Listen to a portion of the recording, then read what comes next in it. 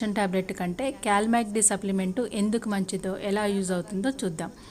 2 గ్లాసులలో నీరు తీసుకొని 1 గ్లాసులో క్యాల్మాక్డి పౌడరు, రెండవ గ్లాసులో కాల్షియం టాబ్లెట్ పౌడరు మనం తీసుకొని పరీక్షించినట్లయితే క్యాల్మాక్డి పౌడర్లోని త్వరగా నీటిలో కరిగిపోతుంది.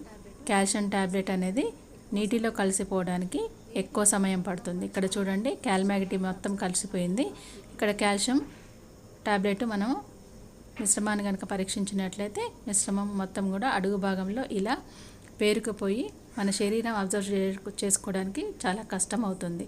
మన బాడీకి చాలా తక్కువ యూజ్ అవుతుంది. దీన్ని పరీక్షించడానికి మనం 1/2 టేబుల్ స్పూన్ పసుపు తీసుకొని ఒక దాంట్లో క్యాల్మాక్డిలో కొంచెం పసుపు కాల్షియం సప్లిమెంట్ ఉన్న దాంట్లో టాబ్లెట్ ఉన్న దాంట్లో మనం వేసి పరీక్షించినట్లయితే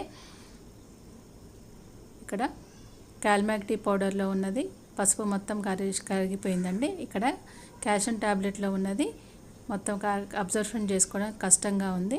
ఇది ఎలా ఉంది అనేది ఇక్కడ చూద్దామండి. మనం ఈ వాటర్ని మొత్తం తీసేసినట్లయితే అడుగు భాగంలో ఈ విధంగా ఉంటుంది. ఇక్కడ చూడండి, క్యాల్మాక్డి సప్లిమెంట్ పౌడర్ మొత్తం నీటిలో మిక్స్ అయిపోయి ఉన్నది. పసుపు మొత్తం అబ్జర్షన్ చేసుకున్నది.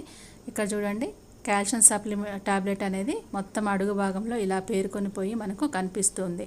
మన బాడీకి అబ్జర్షన్ అనేది చాలా తక్కువ మోతాదులో ఉంటుంది కాబట్టి దీనివల్ల మన బాడీ అబ్జర్షన్ తక్కువగా ఉండటం వల్ల మన బాడీకి కాల్షియం అనేది చాలా తక్కువ మోతాదులో మనకు అందుతూ ఉంటుంది.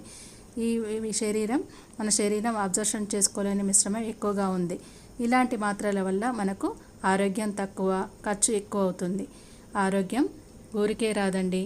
మనం పెట్టే ఏ మాత్రలు వాడుతున్నాం, వాటి వల్ల ఉపయోగం, వాటి పట్ల అవగాహన పెంచుకోవటం అనేది మనదే బాధ్యత.